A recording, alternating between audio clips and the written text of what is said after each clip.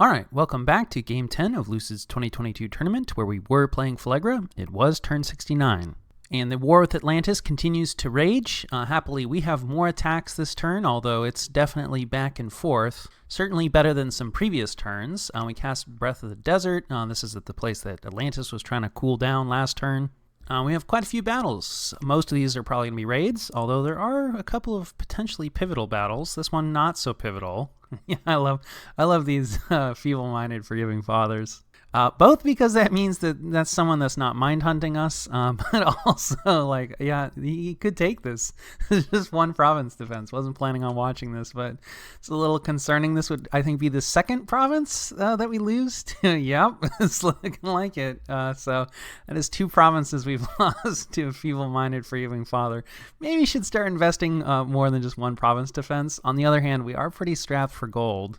So as ever, that's a little... it would have been embarrassing, so it looks like that was a replay issue. Happily, in this other version, it goes our way, but it certainly could have gone against us, so I do really like those attempts. Let's see, we have a lone tyrant here. That's always a little dangerous, but he doesn't run into anything, so he should be fine. Indeed takes that no problem. That might be the guy that is moving in the wake of one of Atlantis' raiding groups. Speaking of raiding groups, they have a small group here retaking their lake. We didn't leave any province defense. And then we get attacked in another location by Atlantis. This potentially, no, not their main army, just a raiding group. With some forgiving fathers, though it doesn't look like they're set up in a communion, nor have they been given any gems. So looks like some body ethereal, maybe some quickness? No, just body ethereal on themselves. We do have a little bit of province defense here, but certainly not enough to stop this. So yeah, looks like a little bit of Soul Slay. Wait, is that our Soul Slay? Ooh, never mind. We do have something here. We have a Tyrant hiding in the back. So Tyrant with Friend, and you should be able to wipe this group out pretty handily. Let's go ahead and roll it forward. We've been getting a lot of losses. It'd be nice to see a win. Looks like pretty much just body ethereal spam here. Maybe some quickness? Nope, looks like just body ethereal spam and then advance and cast spells. Yeah, so I don't know. It's a little on the expensive side. I mean, I guess Atlantis does have quite a few of these forgiving fathers, but definitely happy to see them, be used in raids like this versus in a giant Soul Slay communion. So yeah, this does work out for us, but not the end of the world for Atlantis, right? One of their forgiving fathers does escape. In the actual events, both forgiving fathers escape. It's looking like the replay bugs are going to be pretty fierce, so my apologies. And then this is us cleaning out the barbarians, I believe, or spending some fire gems. Always painful, and a little dangerous, to be honest. Let's see. Okay, yeah, living fire. That's less dangerous, right? The main issue. Ooh, yeah, we got some fire evocation. Maybe you could have actually gotten away with just the fire evocation. It is nice to have some sort of front line. So painful to spend those gems. Definitely looks like a bit of overkill there. We do have significantly higher research, so that definitely matters, right? You go up against a stack of barbarians with very low level research, that's not going to go as well. This is looking, I think this is us. Some of our independent mages doing some raiding, but alas, they ran into an Atlantean raiding group, or maybe just a counter raiding group. Yeah, more body ethereal spam here, it looks like. But we, I think, are just doing Swarm. Iron Skin and Temper Flesh first, but here comes the Swarm. But, even with that extra protection, there is just way too much stuff here, and the bugs are not going to be enough. And indeed, we lose 2 witches. That is pretty painful, though we have a decent number of these ladies, and, they're mediocre casters, I think, at best. So not the end of the world, but definitely painful to be losing 2 mages for free. Then we have another attack. I think this is, us jumping on top of one of Atlantis' forts.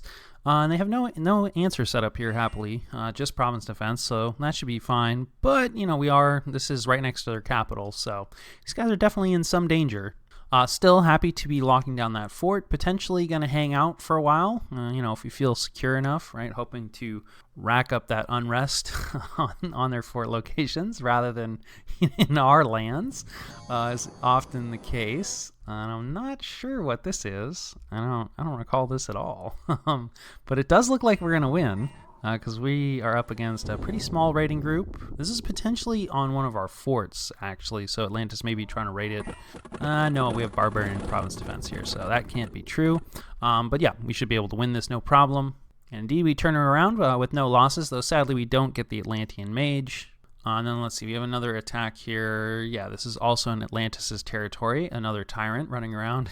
He does run into a pretty significant answer, though. So we probably can expect, yeah, so living water, that's probably not too much of a problem for us because they're ice elementals rather than water elementals, a big importance. The quickening, though, on his, heavy hitting two-handers, that could be a big problem. And then, of course, going to be a lot of skeletons. Got some soul vortex batteries here, right? Going to suck up fatigue from these sea troll bodyguards. So yeah, we can expect pretty much unlimited skeletons. And we've seen that, our guys, like especially this fellow has a lightning spear, which does not do area of effect damage. So there's going to be no way that he's going to be able to chop through all his skeletons. Oh, looks like he's on advanced and cast spells. But yeah, he's just getting absolutely blasted. So this awe shield is, not doing the trick for him.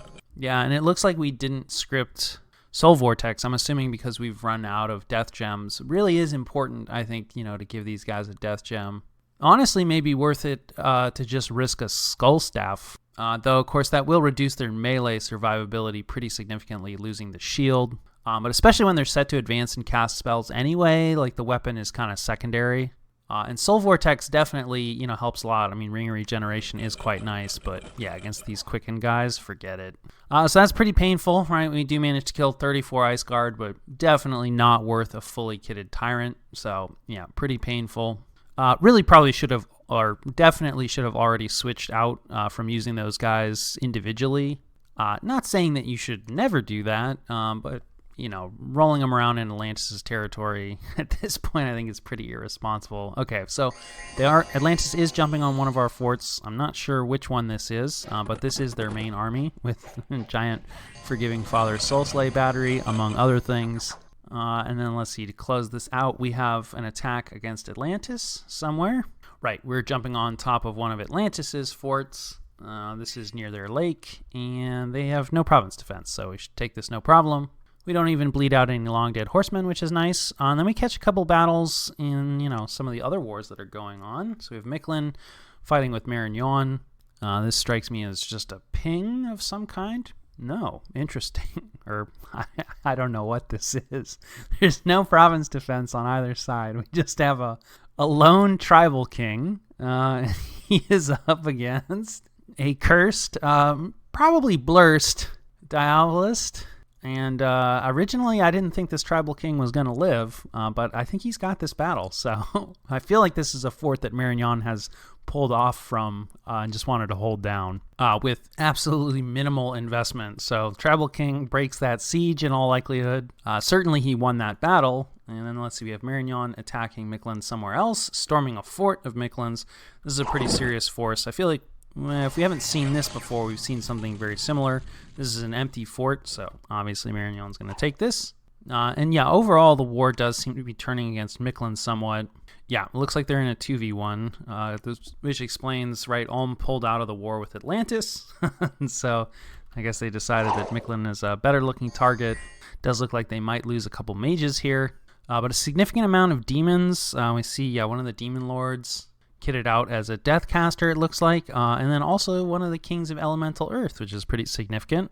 Let's see if this is a defended fort. Kind of. Yeah, mostly just looks like the remnants of some blood hunting group. So I would say that Ulm is going to be able to come away with this no problem. Yeah, they lose very little. One of their mages, right, those wall archers, or I guess wall slingers in this case, the bane of dudes in robes in every age. So we have Marignon attacking Mictlan in a place like, yeah, this is looking pretty bad for Mictlan. Lost 3 forts? Yeah, because it's, not an empty fort. Hold on. Yeah, this guy's unkitted, though, and he's got no gems. Does have blood slaves. But, yeah, I don't think that this is going to be nearly enough to handle all this stuff. So, yeah, Mictlan losing 3 forts, I think, this turn. Which is pretty rough. Let's see, we have some people leaving thanks to the Blood Vortex. Some unexpected events, always a joy. This is our handiwork. So this is the province that we're trying to heat up. Though I don't think this is where Atlantis' army went. So we'll have to double check that. Yeah, see, now they're trying to reduce the temperature in a different location. So maybe they changed their mind, but I do think potentially there were some mind games being played with the cast in the previous turn. Then we get a little gold, lose a little population. There's a plague. I guess the donation those people made did not help. We get death +1, which is a little painful, but not that big a deal. And Etten and his brother decided to attack us, so we'll see the result of that.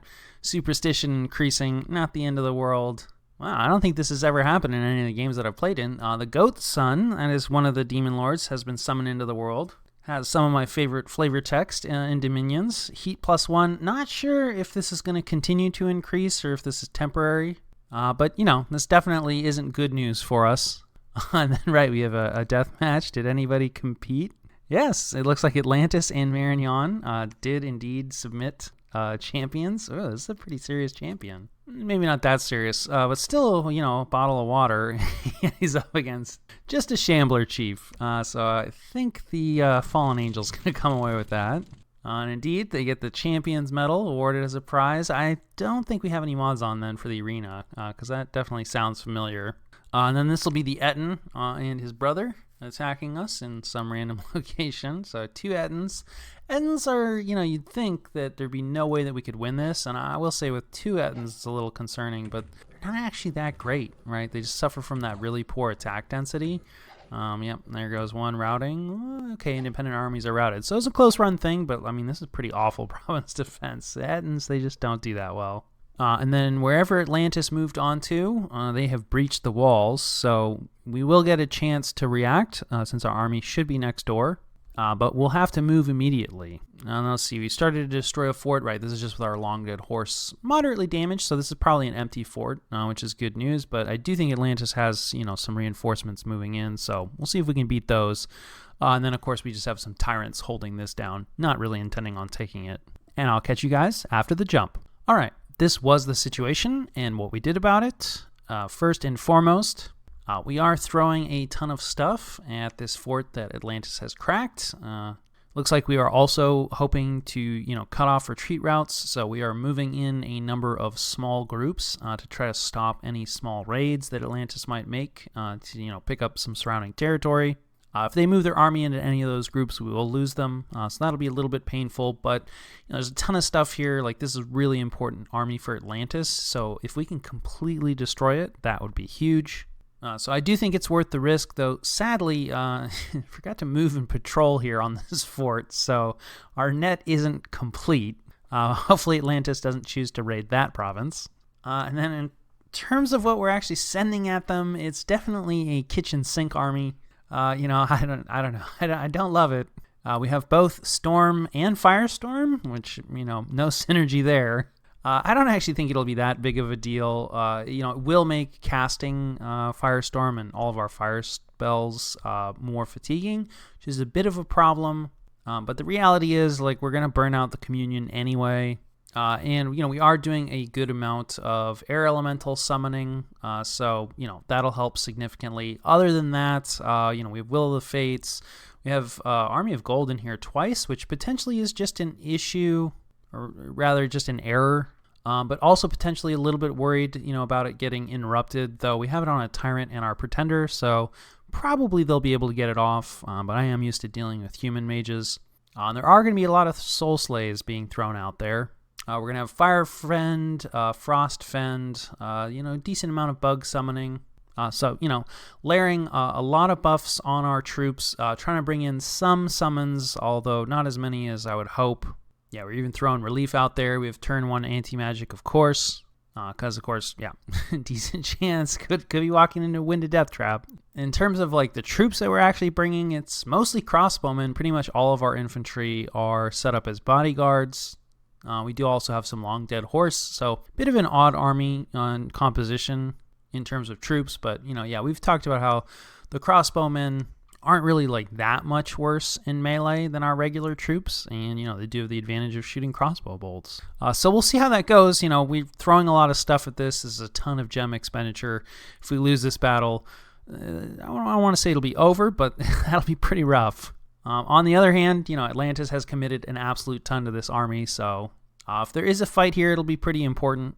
Otherwise, there is a significant raiding group moving up. This is the most realistic way that Atlantis is going to keep retreat paths open, right? We are expecting probably going to move into this province to try to hold it open. We just have a single air elemental summoner and one of our tyrants. I don't know if this is going to quite be enough, but this is at least a smaller-ish group. Has a lot fewer of the ice guard. These Atlantean infantry, they don't actually hit that hard. They do have a two-handed weapon, though. Slightly higher than average strength in its piercing. So, these guys are no joke, but they're not nearly as dangerous as the ice guard.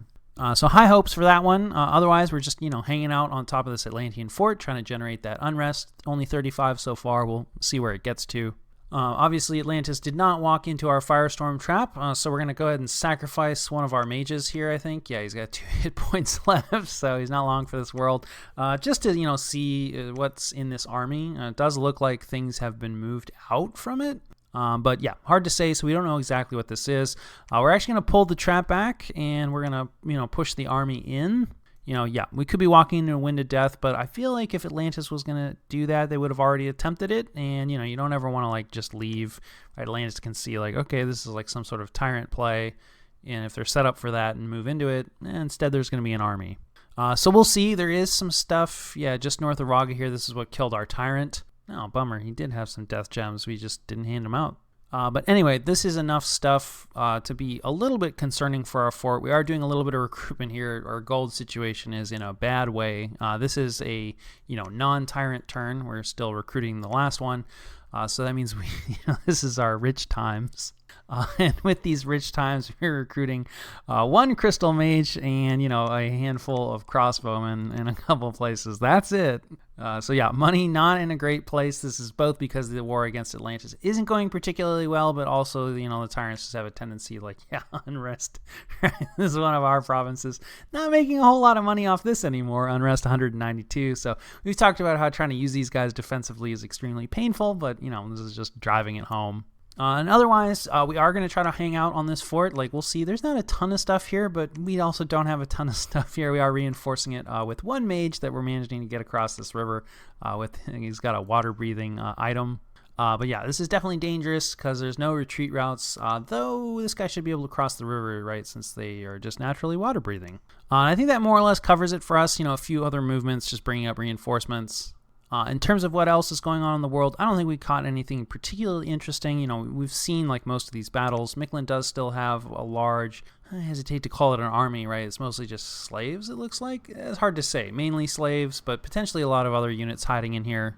But, this is in kind of a sea of Marignon flags. And then, this is fairly deep into Mictlan's territory, right? So this fort that's being sieged is in Mictlan's cap circle. And this used to be our border here with Mictlan.